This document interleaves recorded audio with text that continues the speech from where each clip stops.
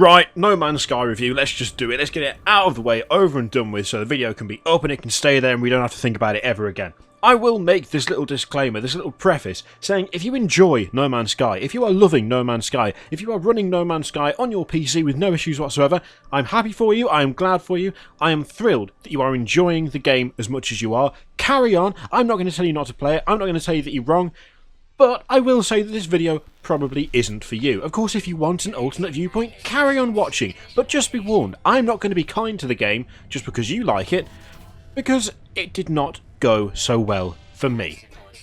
So, let's dive in, shall we? Let's get straight into it. And first things first, let's get the technical stuff out of the way. Let's just go through it straight away, no beating around the bush. Technically, the game is terrible. Sorry, but it just is, okay? It is optimised incredibly poorly. Okay, let's calm down. Let's calm. So, I have my system. It's an i7, it's 16GB of RAM, it's an Acer Strix 980 Ti. It is not the best computer in the world. It is also significantly better than a lot of gaming PCs. You know, gaming PCs, they can cost a lot of money, or they can cost a decent amount of money. Or they can be budget. Now, there's no reason why No Man's Sky shouldn't run on any of these, because it's not really that visually impressive. Yes, it has its moments, and yes, I can appreciate that some people find the visual style of it to be very attractive indeed. But it's not a technically demanding game. Not really. Which is why it is baffling that on my machine, it is just borderline unplayable. It took me 2 days to actually get it to load up in the first place, and that was messing about with INI files, with settings, trying every fix I could find on the internet. When I finally did get it working, yes, I could play it. But I had to ignore constant hitching, and I mean constant, all the time. There would be FPS drops so severe that I would drop to literally less than 1 frame a second. I would have the same image on the screen for a good 2 or 3 seconds at a time. And then it would suddenly catch up. At one point, the hitching was so bad that it started to make the sound cut out. I mean, I've never come across that before. The only time I've ever come across that was years ago when I had a severely, ancient, knackered graphics card where the cooling was totally bossed on it. And, the graphics card just died, and he took everything else out with it. That's the only time I've had an incident similar to that. This is not an ancient, knackered card. This is a pretty new card, and it should not be struggling to run No Man's Sky. This is a machine that, when I first installed this card, I loaded up Total War Warhammer, which is actually not optimised that well either, to be brutally honest with you, and I loaded in a 4-army battle on a siege map. And it was fine. It didn't lag, the FPS did drop after a while, but we're talking a good sort of 20 minutes, half an hour of constant on-screen action and me zooming all over the place, and I'd round everything up to full as well. No Man's Sky is not that demanding, and yet it hitches constantly. The FPS drops constantly, sometimes so severely that the sound just stops. It just breaks my sound. On another related technical note, you're only seeing footage from the first hour or so of the game because it destroyed my recording software. Now, I used OBS multi-platform to record it. I also used DxTory or DocToray to record it. DocToray just stopped responding after about 30 seconds, so the video file for that is 30 seconds long and completely corrupted, so I've got no footage from that whatsoever. OBS multi-platform, at one point the game hitched, and this is when the sound died as well. OBS was registering CPU usage at around 25%, okay? It was nothing, it was absolutely nothing, not under load in any capacity. It froze the capture window on OBS, the preview window, then half of it came back, and then OBS basically crashed. I've never had that happen with any other game. Now you could say, well, Kiri, it's just because you're recording it. Okay, I can accept that that might be true, but I will also say that I've never had that experience with any other title. No other title has literally broken my recording software. There's literally no other title that's done that. There have been titles that haven't played nice with it, yeah, but they've worked, and the software has worked. Maybe not too well together, but they've worked. No Man's Sky? No, I've got naff all footage for this game because it just dies over and over again. You've got this hitching, this FPS drop, you've got the sound collapsing because of it. You also have horrendous pop-in. The pop-in is insane. As you approach a planet, it is ugly as sin, because there's like a weird pixelated, like, just, it looks like the entire environment is popping in, piece by piece, as you fly towards it. You have like rocks kind of recede into nothing as stuff forms below them, and then they'll reappear out in the distance. It's so bizarre, and I don't understand why it's the case. As I say, it took me ages to get it working to begin with. A lot of people still can't run it. This is with the latest graphics drivers, all of that. Technical side of it is really, it's not good. It is not good. Whether you want to talk about whether the game's fun or not, that's another matter. What I'm saying is the technical side of the game is poorly done. It just is. It is poorly done. Let's move on to things like the menu, the user experience, shall we say. Now, the user interface isn't too bad, but your method of navigating it is terrible because it's a holdover from PlayStation 4. So, when you click stuff, you have to hold down left click. Why?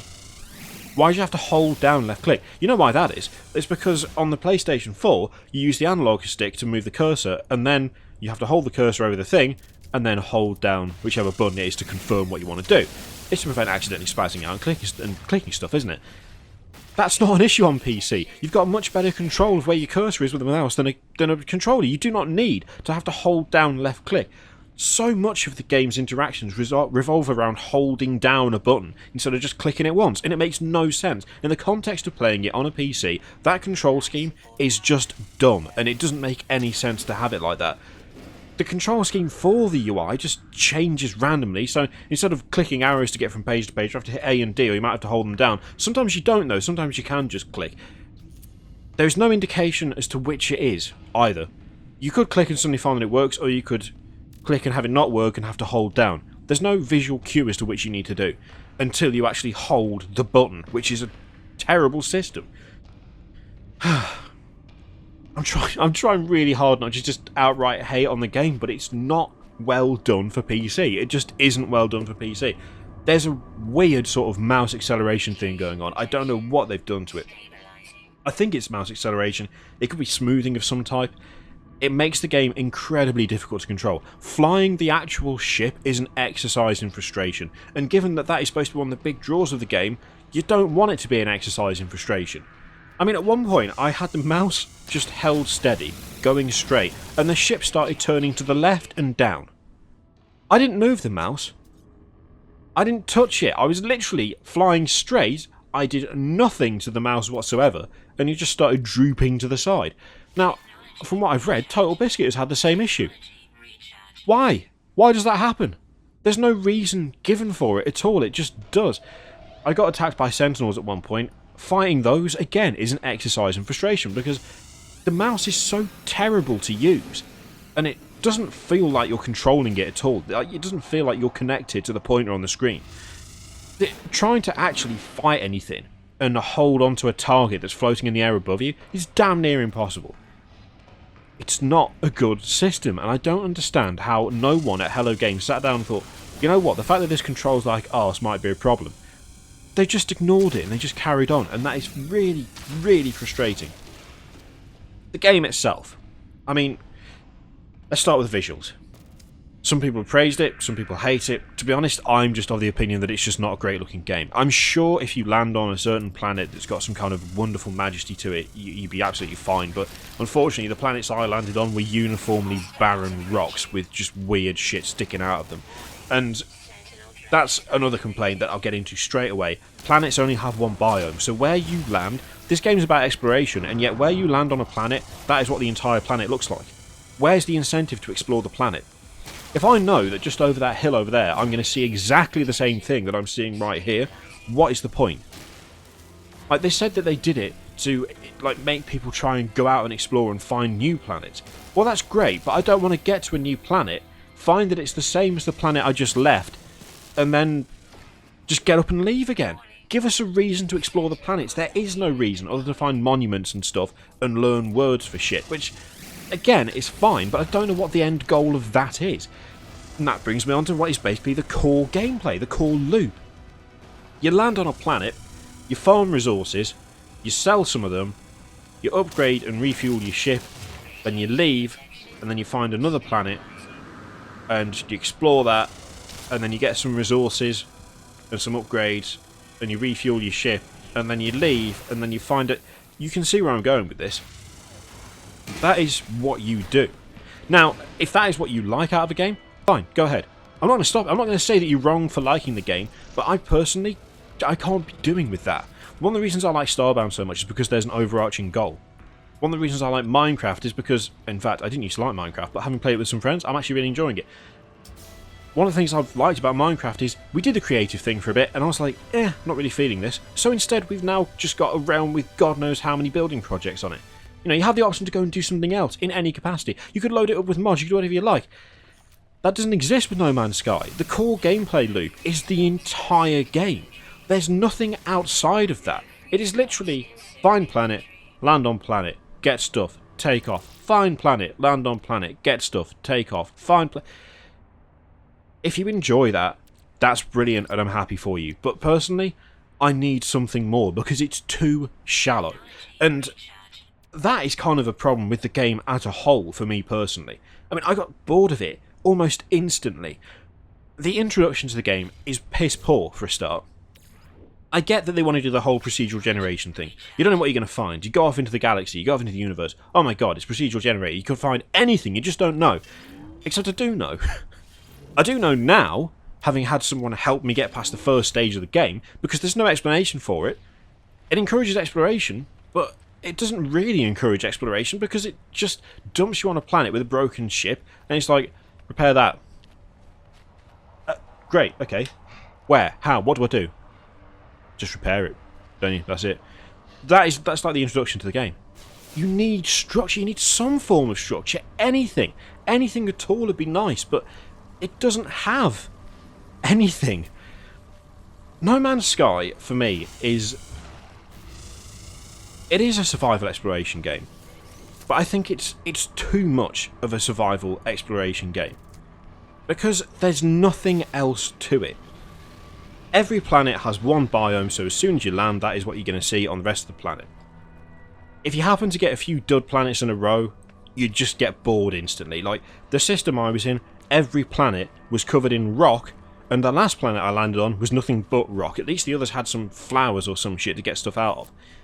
The last one had literally nothing, it was just rock, and it was like, well, you want me to explore, and you've procedurally generated this lifeless hunk. Great. Absolutely fantastic. What am I supposed to do? There's nothing to do here. I mean, there's a base. Fantastic. I went to the base. It was the same base that I'd seen on 2 other planets. Where's the procedural generation there? The 3 out of 5 planets I've visited at the start of the game, they had the same base on 3 of them. Same colour, same layout, same everything. Right down to the stuff that was inside them. I mean...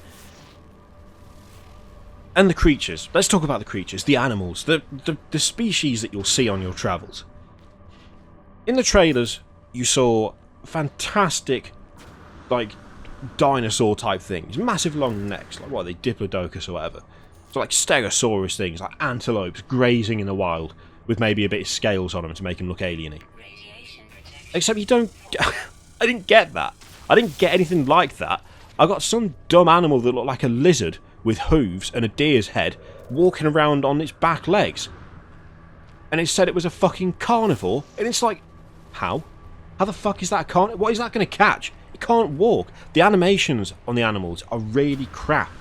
And whilst I appreciate it's difficult to come up with random animals that could appear on planets, just taking a parts bin and just ramming different pieces of different species onto each other is not the way to do it. You're right, it is procedural in terms of its generation. It is just like every planet has got a random animal on it, made out of random animal parts. But random animals made out of random animal parts look fucking dumb. They look stupid. They just look dumb. I mean, I'm never going to see a fucking animal that's got the belly of a hippo, the legs of a goat, the head of a T-Rex and butterfly wings and think, oh yeah, that's evolutionary viable, fantastic. I cannot suspend my disbelief that much, right? I cannot suspend my disbelief that much. When it shows me something that fucking stupid, my first thought isn't, that's amazing. My first thought is, that looks terrible. And this is the problem that I have with No Man's Sky. They've made it procedurally generated. They've made it so that it's an exploration survival game at the cost of everything else.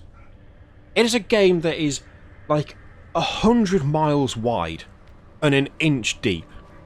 It's like being offered a million plates of rice, but you don't get any seasoning and you don't get anything to go with it. Here you go, you can have all the rice you want, but it's plain white rice. And you can't have anything with it. Well, I mean, I just won't have rice. I'll go and do something else. I'll go and cook myself some dinner instead of taking you free shit rice. I see no reason for me to play No Man's Sky, because the core gameplay loop is the entire game. The exploration light, the planets light, the animals light version is the entire game. It's shallow. It feels shallow. It feels shoddy on PC. I cannot speak to other platforms. I cannot speak to the PS4 version. I can't tell you whether that feels shoddy as well, but the PC version feels shoddy. And you know what? I'm genuinely disappointed.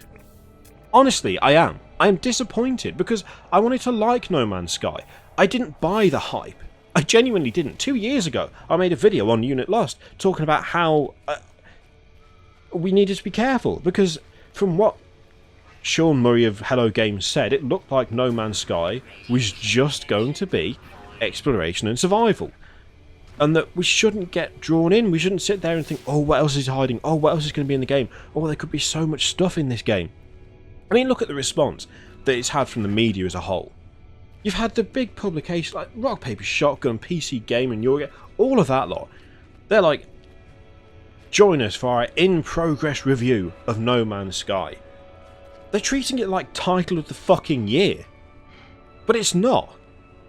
It is Minecraft in space for £40, so $60. It's a full price release with less in the way of options, with less in the way of imagination. It feels soulless, and I feel bad saying that because I know it's not. I know that Hello Games put a huge, vast amount of work into it. I know that it is the game that they wanted to release. Sean Murray has said so himself, that he is happy with the game, that it is what he wanted to make. But the reality of it is not the game that I wanted him to make, and it is not the game that I want anyone to make in a way, because I'm not going to play it. It doesn't have depth. It doesn't have life. For a game that talks about life on every planet and 18 quadrillion spagillion planets, and look at all this variation, it is incredibly shallow. It is a sterile universe filled with fake impersonations of life. That's not interesting to me. And I wish it was. I wish that the game was something more. I wish it was something that I could sit down and play for hours on end. But as it was, because I'm not going to play it again. I can tell you that right now, I'm not going to play the game again. I don't think ever. Unless all of the stuff I've talked about is improved upon, unless I'm given a reason to explore, unless I'm given some sort of end goal, something other than just mine for the sake of mining, I'm not going to play it. And it's a shame, because it could have been something great. And I know it's just not for me. I'm not saying anything other than it's not for me. If it's for you, I'm happy for you.